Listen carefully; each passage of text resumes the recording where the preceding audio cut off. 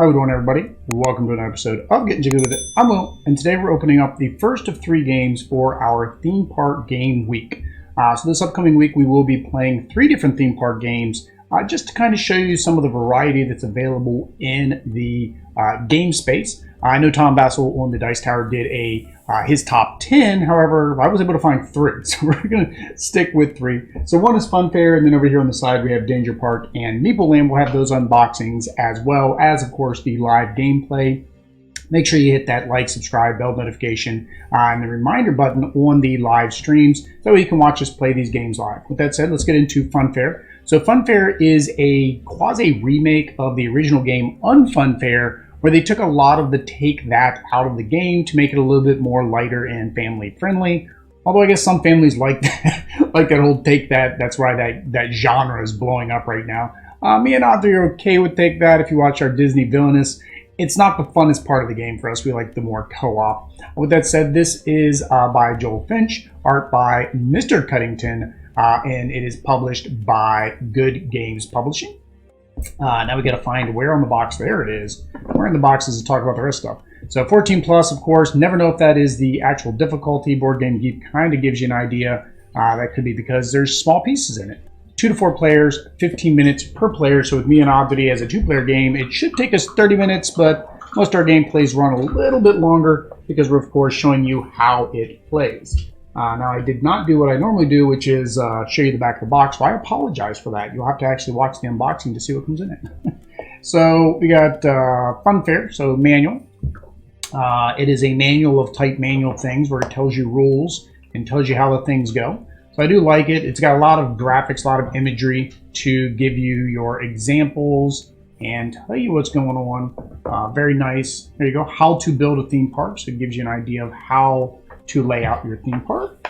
And then steps, scoring at game. So you can go, oh, okay, so that's nice. They got a nice little scoring thing on their website. And then staff members. And then your quick reference guide back here on the back. So that way you know what's going on. Strategy tips. Always good. And then, okay, that gets you the app again. And then Mr. Cuddington down there, you know, if you want to check out his artwork, you can go to mrcuddington.com. Of course, your little catalog show you the other games. So Funfair, and then they have Unfunfair, and then they have an expansion with Alien Invaders. Now, the one thing with Unfunfair, so I watched Thinker Themer's video of which they preferred, and with that, you can add a bunch of modular. With this, all the themes are part of the base game. So I don't know if they plan to make any expansions, but of course that would be in the future. Now we do have to preface, I had to remember which game it was. Funfair was provided to us as a preview copy for you guys. So just let that be known. You know, got to let you know when we get something. So the board is 2-sided. So this is if you're playing like on 2 sides of a table. So half of it is right side, half of it is upside down. I don't know. To me, I get why they did that. But considering you're playing from yours, like everybody's playing from the same side, it just seems kind of weird that half's upside down and half's not. And then here is if everybody's sitting on the same side of the table, like me and Audrey normally do. So you got your city, discard, blueprints, park, awards, and then your market row where you can buy. So what they basically did was they took the 3 markets and have 3 facing each way. I could also see how that could be kind of confusing because people might think, oh, I can only buy the ones in my market row, but you can, of course, buy all 6 of them. What else is in here? So we got our bag of goodies. Let's see if we can get into our bag of goodies. Oh, that's nice. Okay, so it's just a sticky bag of goodies. So I don't know if there's any upgraded tokens, although these look a lot like poker chips. So I'm thinking you could probably just go out and buy yourself some poker chips that would take the place. So it's got all the different currencies. Oh, that's nice. Okay, so dollars, pounds, yen, euros. I guess it doesn't have all the currencies. It's got 4 currencies on it. And there's your 1s, there's your 5s, and then you get 25s. So is that a little dust? Yep, just a little dust. No printing error. No printing error. There we go. And then next, oh, this is the coolest part. Audrey's going to paint this up. Maybe we'll get it painted up before our gameplay this week. But it is the round marker. So it's just a miniature of the 2 ladies in the roller coaster ride that we saw on the front of the box. There we go. So this right here, this is your round marker. So basically this, during your round, you'll go through these phases, and then you'll do the guest phase and the cleanup phase, and then you start back over during the round. So basically just shows the round progression. You get an itty bitty little pencil. There you go. Let's focus in on the pencil because that's the most important part of the game. And then let's see, we got a rulebook. We already did the rulebook. We got a score sheet. This is a score sheet for you, so you can keep score, or you can use that app. We did see that. A little stand for our first player marker. There we go. Our first player marker's got a little bit of a scuff there. Oh well. But that's here. So it looks like a theme park, amusement park ticket is the first player marker. And then the last one we got are the cards. I guess we'll go through the cards. And then the insert is just a regular box. Good, it's got a lot of extra room. That way, if they do have expansions, it looks like there's plenty of room for expansions. Also, these don't take up the whole thing. So if you're a sleever, looks like there's plenty of room in there for sleeves. So we'll go through these, just kind of show you guys some of the art and some of the cards and some of the iconography that's on these. I like it when it's got these little things. You guys have seen me in other unboxing videos. I sometimes struggle to get those done. All right, so let's see. So this is the blueprint. So during the game, there'll be a certain part where you can take blueprints. Blueprints are just extra objectives, and they're kind of a double negative because some of them, they're going to give you a lot of points, but if you don't complete them, then you actually can lose points. And at a certain point during the city phase, you'll put that on there and say, okay, you can't buy any more blueprints. You do have your scoring summary. So it shows you how the different scoring occurs based on the different things that you have. And then the round summary. So I love player aid cards. Player aid cards are really nice when you're first learning how to play. So step 1, step 2, step 3, and step 4, which mirror the little ticket path up here on the top. So that's nice. All right, and then we have awards. So basically, during the game, there'll be one common award that everybody's trying to go for. And if you win that, then you get these additional points. So build a park with the most quality, build a park with the most service, build a park with the most feature, build a park with the lowest total score. That's kind of, I know there's a lot of zeros. I know there's a lot of stars with zeros. And then build a park with the most theme icons. Let's go ahead and put these where they belong on the board once we're done. Let's try to keep it all nice and even. All right, so these are the park cards. I don't know if there's going to be, it looks like there might be a little bit more in here. So let's get both of these open. That way we can go through them at the same time. So this is a different type of game. So it's kind of like a tableau building game. I don't know why I say kind of is. It's a tableau building game where you're trying to build out the best theme park between you and your friends or whoever you're playing with, family, what have you. And there are different themes you can have. So you got robots, you got jungle. We'll see those cards. And like I said, unlike Unfair, you don't have to worry about them messing up your plan. So that's one of the things that people don't like about Unfair. While it's a lot more competitive, you could be spending a lot of time building out your tableau. And the next thing you know, somebody comes in with a card that makes you fire all of your employees or something. So here we go. So we have a staff member here. So she must be for the fairy tale. Yep. So at the end of the game, you score. You get additional points for each fairy tale. So if you get her as a staff member, you kind of want to keep going with that theme. So that's why it's a star, because of the it's theme based. There is jungle. There is pirate. There is robot. So those are our 4 themes. We'll keep our little workers there down the bottom. And then these are upgrades, so you can upgrade your amusement park or your rides with additional things. So like this is comfortable seating. And then we have, let's go right here from there. We have a flagpole upgrade. So you cannot add any more upgrades. Okay, so this goes at the very top. And I don't remember what the total number is. I don't think there is a total. I'm trying to figure out why you'd want to ever stop yourself from building higher. Okay, so this flagpole.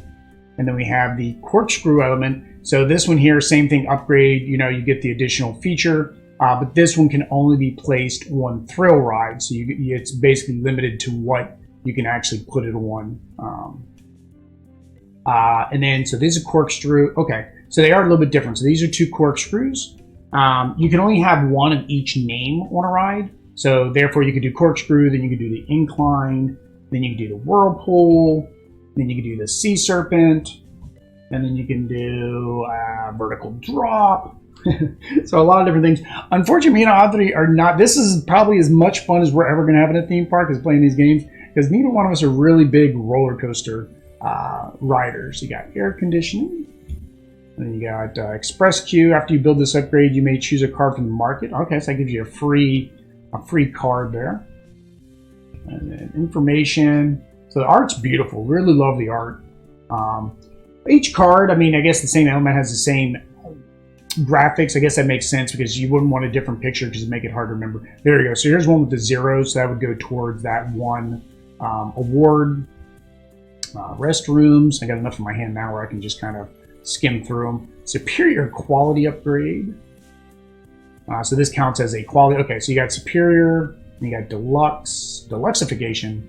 And then here is your theme. So you can add different themes to the park. After you build the upgrade, draw 2 park cards. Choose 1 to keep and 1 to discard to gain half of its marked price rounded down. Okay, so a lot of when you upgrade, you're also going to be able to get these benefits. So there is the jungle theme. And then you have the pirate theme. And the themes are not limited. So you could actually have a jungle pirate robot theme if you really wanted to. So your ride can have multiple themes on it. So that's kind of cool. And then this is the Wicked Tower feature. It's a super attraction. So there are these super showcase attractions. It was kind of weird that they were kind of in the middle of that. But each person gets one of these, and then through the game you're trying to build this because it does give you a lot more points. Plus it gives you an additional action that you can perform. We'll just throw them down there. And then you get, so we got some more. Okay, and then these are the actual attraction cards. Okay, so you got the roller coaster, you got the flying coaster, you got your teacups. So it's kind of like Alice in Wonderland there. Giant wheel, the monorail, swinging ship. So are there any duplicates? Oh no, because these are different. I thought they both are twisting coaster. So it looks like every single attraction is a different attraction. Now, I guess if you wanted to put a, well, actually not in this case. All right, so we finally ran into duplicates. So these were different, but these here are duplicates. So you have 2 cinemas, but this one, because it's got a different name, you could have both of these in your park at the same time. Right? And then you got the freak show. Okay, so you got 2 of them. Amusement. All right, now we're getting into singles again. And then we get into our staff members. So these are going to get you extra money. So gain 3 coins for each leisure ride. So this gets you extra money in your park based on what you have already built. So souvenirs, park designer, an android greeter, workshop man, HR managers. So that is all of the park items. And then the other thing is, as mentioned, you have the blueprints. So in the blueprints, basically it's called 2 flags. You would need to complete all items. Penalty, if you don't complete, you get less 10 points. And then right here, thrill ride with a feature and a feature. So basically, in order to get this blueprint, you just need to have a thrill ride with 2 features. Bonus is if you complete with any food outlet, you'll get a total of 15 points. So they're all pretty much like that. They all seem kind of easy. This one might be a little bit harder. You need a theater with the guest services and a theme park. Okay, so some of them are getting a little bit harder. Okay, you can see the points. It went from 10, 12. Well, that one actually seemed very easy. Well, this one is 12. Maybe just because you need 2 guest service upgrades, and that'd be hard to get. It's kind of weird that one's 12 points. Is 12 the highest? 10, 10, 11, 10, 13. Okay, 13. What do you got here? But the negative is still the same. It's only 10, so that's not too bad if you wanted to risk it. Any food outlet with at least 3 stars from any upgrades. Okay, so you just need to make sure that you have 3 stars. Food and a theater. Oh, here we go. 14 points. Leisure ride with guest services, a feature, and a theme. So you got to do all of the above. 17. Any sideshow with an upgrade and another sideshow with it. So you have to have 2 sideshows, each with an upgrade. Same thing here. You have to have 2 separate rides. 20. but you're basically taking one thrill ride and throwing every single upgrade onto that one thrill ride. 22 thrill rides, each with a feature. 25. Ooh. Any leisure ride with a quality and a sideshow with a quality. 26. Each attraction has at least 2 themes. Ooh, yeah, that'd be a hard one. And then all attractions, another one, 48 or 28. All attractions have at least 4 icon size. Let's move that there. And then the next are, okay, so these are just the entrance cards. So your entrance goes in the middle, and then you're going to build your tableau out to the left, and then your workers go, or hang on, out to the right, and your workers go over to the left. So those are just your entrance cards. And then these are the city phase. So as the game goes, the city phase cards are going to be flipped over. At a certain point, you'll come across this blueprint closed sign. And then when you flip these over, everybody does this particular action. So this round, each player is affected by a 2-for-1 deal. Park step, after you build a card from the market and complete any ability on the card as usual, you get to draw a second park card. So it basically gives you a 2-for-1. And all of them are like that. So they're just going to either give some kind of benefit or have the players do something as each round of the game goes. So you've got the game is going to be what? 1, 2, 3, 4, 5, 6, 7, 8, 9, 10, 11, 12. So 12 rounds for the game. It may be less if there's less people. I haven't read fully through the books and just watched the couple of how it's played, watch it play videos. But there you guys go. That is Funfair. This is one of the games that we'll be playing during Theme Park Week. Again, the other will be Danger Park and Meepleland. So if you want to watch that video content, make sure you hit that like, subscribe, bell notification to know when we go live. But until next time, guys, peace.